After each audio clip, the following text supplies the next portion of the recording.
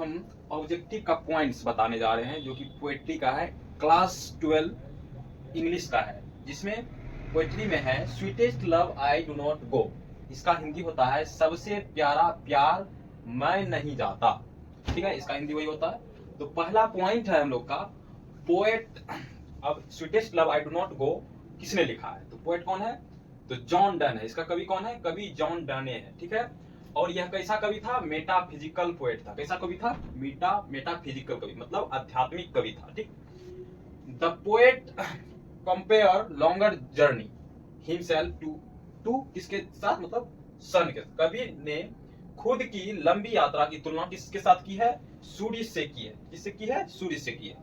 अब अगला पॉइंट है मायरेट हिज पेट्रोन नाइस, मतलब अपने संरक्षक की भतीजी से विवाह किया था। कौन किया था विवाह? जॉन डन ने किया था, जो इस पोएट को लिखा है, पोएम को लिखा है sweetest love I do not गो, जिसने लिखा है उसका नाम जॉन डन है। और वह शादी किससे किया था? संरक्षक की भतीजी से विवाह किया था। संरक्षक से के भतीजी से क्या किया था? शादी किया था।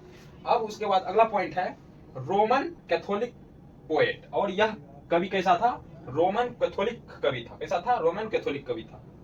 और उसके बाद अगला पॉइंट है John Donne beloved do not wanted to form him. इसका हिंदी क्या होता है? जॉन डोने की प्रेमिका उससे अलग नहीं होना चाहती थी। यदि इसमें पूछ लेगा, इसको पूछेगा कौन इससे अलग नहीं होना चाहती थी, उसमें पूछा रहेगा who do not wanted to form him.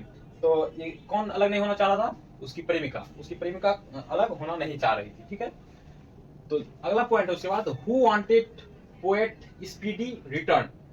तो इसमें बोल रहा है कि कौन? Who wanted poet speedy return his beloved. बोल रहा है कवि की शीघ्र वापसी कौन चाहता है?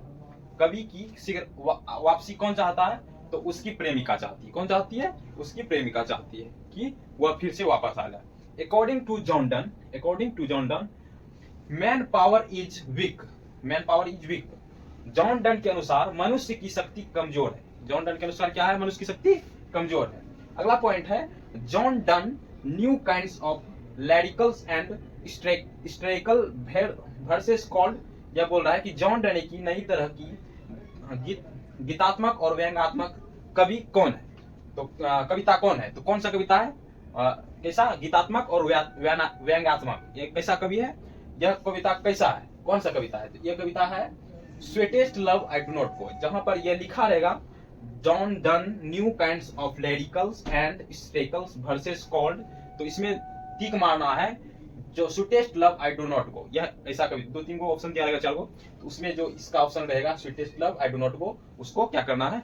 उसमें टिक मार देना है। तो अब इस सबको अच्छे से आप लोग पढ़ लीजिएगा। ठीक है, क्योंकि यह सब ऑब्जेक्टिव के लिए बहुत ही इंपॉर्टेंट है। आप लोग का एग्जाम 1 तारीख से स्टार्ट होने वाली है, तो आप लोग अच्छे से इस इंग्लिश को, इस पोएट को, पोएट्री को अच्छे से, इस पॉइंट को पढ़ लीजिएगा और याद कर लीजिएगा, जिससे कि आपका ऑब्जेक्टिव मारने में आपको थोड़ा सा भी तकलीफ नहीं होगा और अच्छे तरह से अच्छा मार्क्स भी आएगा ऑब्जेक्टिव में।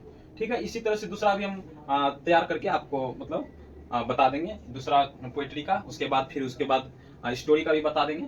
तो इसी तरह से बनाते रहिएगा, आप लोग याद करते रहिए।